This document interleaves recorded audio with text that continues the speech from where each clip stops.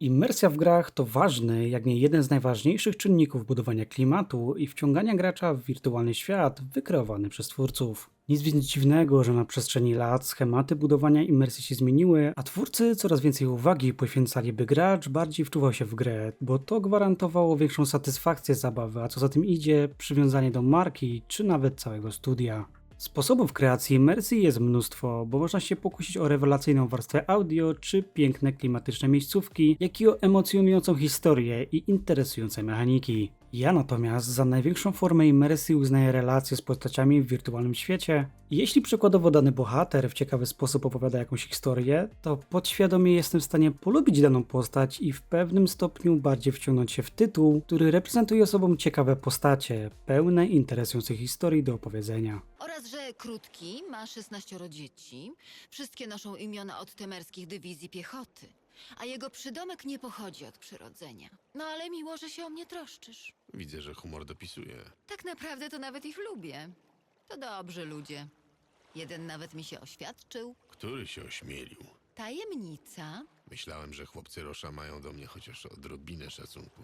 Rozmowy, czy nawet całe dyskusje w grach są dla mnie bardzo istotne, bo to właśnie dzięki rozmowom otrzymujemy zadania, poznajemy fabułę, czy handlujemy. Dlatego też dziwne jest, że nic przez te lata się nie zmieniło w kwestii dialogów w grach, a nawet pokusiłbym się o kontrowersyjne stwierdzenie, że w pewnych tytułach doszło do pewnego regresu, jeśli chodzi o dialogi i uproszczenia schematu rozmów. Wszystko stało w miejscu, aż na horyzoncie pojawił się pewien intrygujący koncept na rewolucyjne podejście do dialogów z postaciami niezależnymi w grach. I to właśnie o nim sobie dziś porozmawiamy.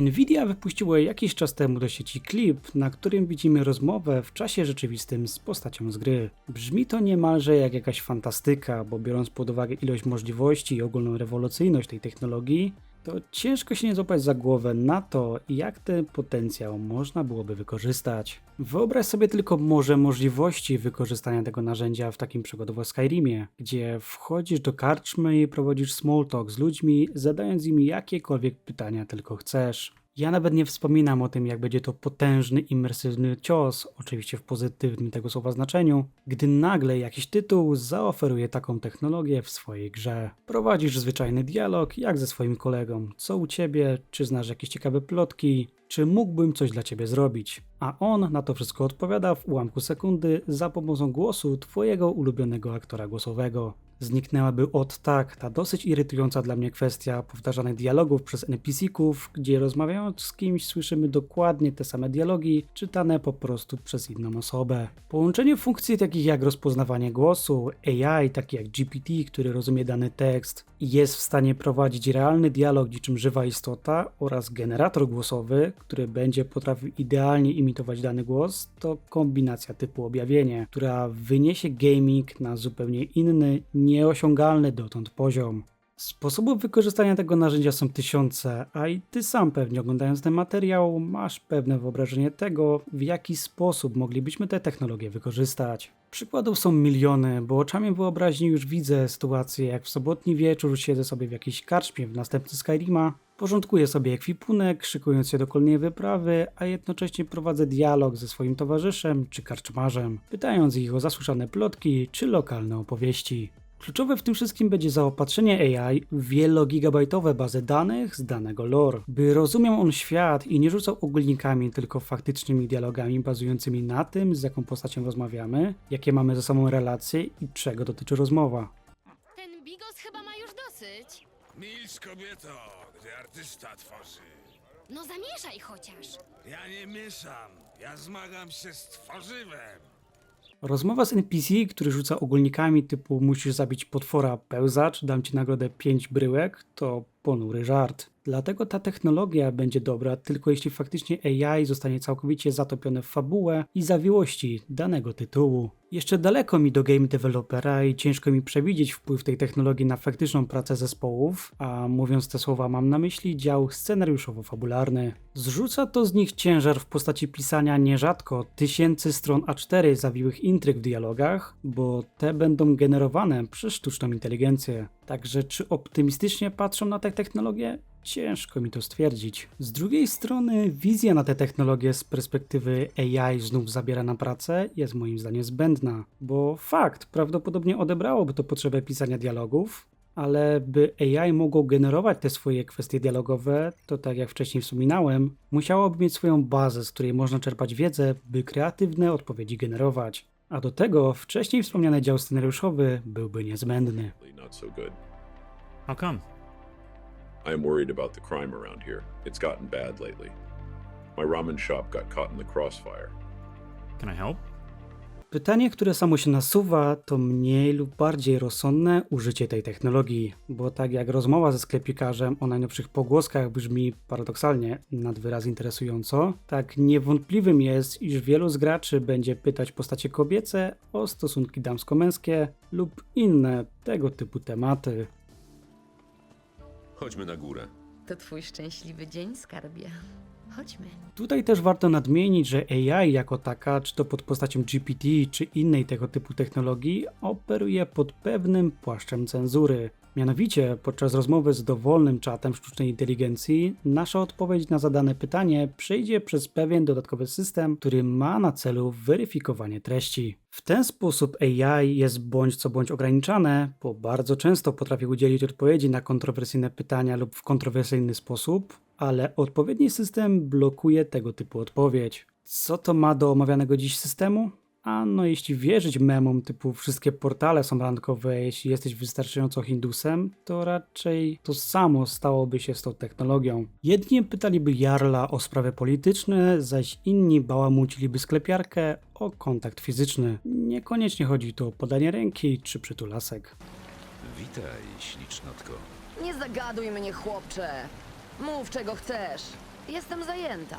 Opcja ta jest dla niektórych pewnie zbyt przekoloryzowana, ale wystarczy siedzieć w strefie moddingu chociaż odrobinę, by wiedzieć jakie mody powstają i jakie cieszą się największą popularnością. Wcześniej wspomniany filtr, który blokowałby rozmowy tego gatunku, mógłby zostać przez moderów zdjęty, co sprawiłoby, że nagle potencjalnie poważna gra z poważną fabułą stałaby się prawdziwym dating simulatorem. Co szczerze w praktyce brzmi rewelacyjnie, bo w przypadku osób nieśmiałych lub bardzo nieobytych w relacjach damsko-męskich, taki przykładowo Skyrim byłby rewelacyjny do treningu tego typu rozmów. Niekoniecznie o ruchaniu, ale ogólnie rozmówek damsko-męskich. Druga sprawa jest nieco bardziej kontrowersyjna. To faktyczne wykorzystanie głosu danego aktora do przetwarzania go przez AI i generowania dialogów. Jeśli aktor głosowy przychodzi na nagranie do studia, to ma przed sobą cały skrypt i dokładnie wie, jakie słowa wypowie i jakie pojawią się w finalnym produkcie. Technologia od NVIDII mogłaby generować dowolne dialogi za pomocą zaledwie paru próbek głosu, tak jak to robi przykładowo Mechatron czy Gothic Bot. A dobrze wiemy, ile kontrowersji to wywołało i to nie dlatego, iż te głosy były używane bez zgody właścicieli, lecz z powodu tego, jakie bzdury ludzie generowali. Gdyby jakiś aktor zdecydował się na użyczenie swojego głosu, to tak naprawdę nie wiedziałby o tym, jakie słowa będzie wypowiadał, bo sztuczna inteligencja generuje losowe dialogi w oparciu o właśnie jego strukturę głosu. Jest to wyjątkowo obszerny i kontrowersyjny temat, dlatego w tym miejscu zakończę. Jednakże chciałbym, byś i ty przemyślał ten wątek za pomocą własnego światopoglądu,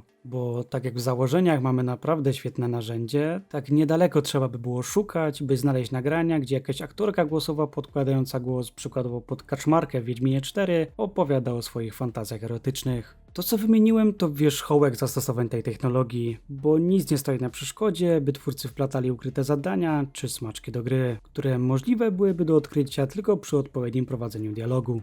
I tutaj naciskam na słowo prowadzenie dialogu, a nie wybierania opcji dialogowych, bo to zupełnie dwa różne światy, kiedy lawirujesz między odpowiedziami, które wyświetlają ci się na ekranie, a zupełnie co innego jest, gdy faktycznie swoim głosem musisz zadać odpowiednie pytanie. Jest to technologia z ogromnym potencjałem i taka, której najmocniej kibicuję. Wiem, że wiele osób podchodzi do tematu sceptycznie, na zasadzie ja chcę grać i się odprężyć, a nie pluć kilka godzin do mikrofonu, by wziąć questa. I ja to całkowicie rozumiem, dlatego też najlepszym rozwiązaniem tej kwestii byłaby opcja wyłączenia dialogów AI i zabawy ze zwykłym systemem dialogów, tak by zadowolić wszystkich. Brzmi to też trochę jak jakaś mrzonka i rewolucja, która nigdy nie doczeka realnego zastosowania i skończy w dziale ciekawostek, niżeli pełnoprawnej funkcji implementowanej do każdej gry. Tak jak to ma miejsce niestety w przypadku gier na VR, który też miał zadatki do miana rewolucji w świecie gamingu i przyszłościowego sposobu zabawy. Tutaj mam nadzieję będzie inaczej i tak jak przykładowo Ray Tracing od Nvidia, który przecież też swego czasu był tylko ciekawostką technologiczną, tak stał się faktycznym systemem implementowanym w coraz to większej ilości gier, oferując jednocześnie zupełnie nowe doznania graficzne. Szczerze liczę, że podobny los czeka Nvidia Ace, które dziś być może brzmi jak abstrakcja i technologia jutra, która w założeniach brzmi zbyt pięknie, by być prawdziwa. Ale być może finalnie technologia ta zostanie dopracowana do perfekcji i będziemy mogli jej doświadczyć w szerokim spektrum różnorakich gier. Tyle na dziś ode mnie, dzięki za wysłuchanie i do usłyszenia w kolejnym materiale.